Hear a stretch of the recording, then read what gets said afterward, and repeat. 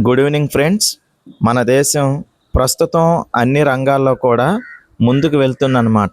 సాంకేతికంగా కానీ, విద్యాపరంగా కానీ, ఉద్యోగాల విషయంలో కానీ, ప్రతి విషయంలో కూడా ఆర్థికంగా అన్ని విషయాల్లో కూడా మన దేశం అనేది పురోగతి అనేది సాధిస్తుందన్నమాట. అంటే గతంతో ఒక 10 సంవత్సరాలు క్రితం కానీ, 20 సంవత్సరాల క్రిందట మన దేశాన్ని ప్రస్తుతం ఉన్న కాలానితో సరిపోల్చుకుంటే ప్రస్తుతం మనం అన్ని రంగాల్లో అభివృద్ధి చెందుతున్నామని అర్థమవుతుంది. ఓకే. ఇక్కడి వరకు బాగానే ఉంది. అన్ని విషయాల్లో అభివృద్ధి చెందుతున్నాం కానీ, విలువల విషయంలో మాత్రం మనం ఇంకా వెనకబడిపోయే ఉన్నాం. మనిషికి మధ్య ఉన్న ఆ సంబంధం అనేది తెగిపోయిందనమాట. విలువలు లేకుండా నేటి సమాజంలో మనుషులు జీవిస్తున్నారు. సాంకేతికత అభివృద్ధి చెందింది. విద్యాపరంగా ప్రతి ఒక్కరూ చదువుకుంటున్నారు. మంచి మంచి ఉద్యోగాలు చేసుకుంటున్నారు. కానీ దురదృష్టకరమైన విషయం ఏంటంటే మనుషుల మధ్య సంబంధాలు కానీ, విలువలు కానీ, బంధాలు కానీ అన్నీ కూడా మలినమైపోయినాయి. ఒక అక్క సొంత తమ్ముడిని వివాహం చేసుకోవటం, లేదా ఒక కుర్రవాడు ఒక అమ్మాయిని ప్రేమించాడనే కారణంతో ఆ కుర్రవాడిని కత్తులతో పొడిచి చంపటం, ఒక భార్య తన సొంత భర్తనే తన యొక్క అక్రమ సంబంధానికి అడ్డు వస్తున్నాడని సుపారీ ఇచ్చి చంపించేయటం, ఇలా రాను రాను మానవ సంబంధాలు అనేవి స్పాయిల్ అయిపోయినాయి అన్నమాట. మనుషుల మధ్య ఈ విలువలు కానీ, బంధాలు కానీ మొత్తం కూడా స్పాయిల్ అయిపోయినాయి. కారణం ఏంటి? మనిషి అనేవాడు అన్ని రంగాల అభివృద్ధి చెందాడు కానీ ఈ విలువలు పెంచుకోవటం, బంధాలను కాపాడుకోవటం, బంధాలను పవిత్రంగా నిలబెట్టుకోవటం అనే విషయాల్లో మాత్రం మనిషి వెనకబడిపోయి ఉన్నాడు.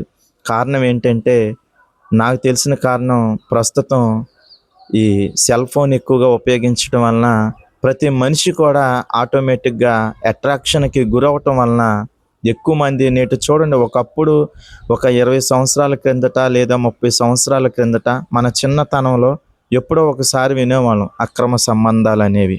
1000లో ఒకరు లేదా ఇద్దరు ఉండేవాళ్ళు. ఇప్పుడు ప్రస్తుతం చూసుకుంటే అక్రమ సంబంధాల యొక్క సంఖ్య కానీ, పర్సంటేజ్ కానీ రోజు రోజుకు కూడా విపరీతంగా పెరిగిపోతుంది. న్యూస్ పేపర్ ఓపెన్ చేస్తే చాలు, ఎక్కడ చూసినా అక్రమ సంబంధాలు, ఇల్లీగల్ రిలేషన్షిప్స్ అన్నమాట. వీటి వలనే భార్యలే సొంత భర్తలను తన యొక్క ప్రియుడి చేత చంపించటం అనేది చూస్తున్నాం. మరి కొన్ని చోట్ల చూసినట్లయితే ఇలా కులాంతర వివాహాలు కానీ, కులాంతర ప్రేమలు కానీ వీటి వలన పరువు హత్యలు జరగటం. మరి నిన్న మొన్న నేను వార్తాపత్రికలో చదివాను, ఉద్యోగం రాదేమో అన్న భయంతో ఒక వ్యక్తి సూసైడ్ చేసుకుని చనిపోయాడంట. అభద్రతా భావం. మరి చూడండి ఈ సమాజం ఎటుపోతుంది. మన అన్ని రంగాల్లో అభివృద్ధి చెందుతున్నాం, సాంకేతికంగా డెవలప్ అవుతున్నాం, మంచిగా చదువుకుంటున్నాం, మంచిగా ఉద్యోగాలు చేస్తున్నాం. కానీ మనిషి మధ్య ఆ విలువలు అనేది తగ్గిపోయినాయి అన్నమాట. కారణం ఎక్కువగా సెల్ ఫోన్ అనేది ఉపయోగించటం. అవునండి, సెల్ ఫోన్లో ఎప్పుడైతే మనిషి సెల్ ఫోన్కి బానిస అయిపోతాడో మనిషికి మధ్య ఉన్న ఆ విలువైన బంధం తెగిపోతుంది.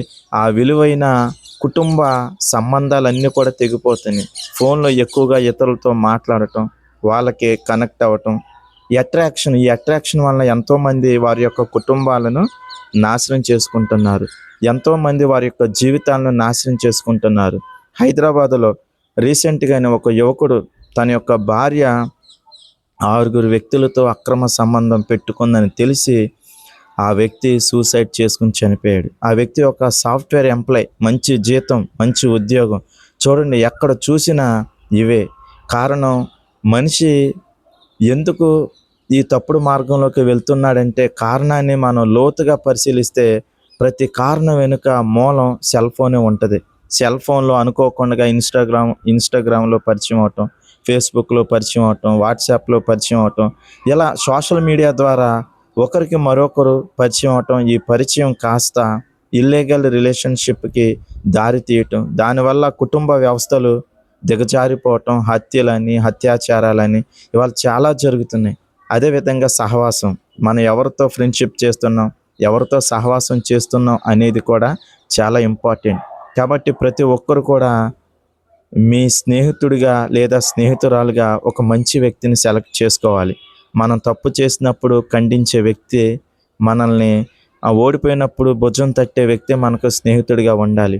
అంతేగాని మనం ఏ తప్పు చేసినా మన తప్పుని ఎంకరేజ్ చేసే వ్యక్తి ఎప్పటికీ కూడా మనకి నిజమైన స్నేహితుడు కాడు.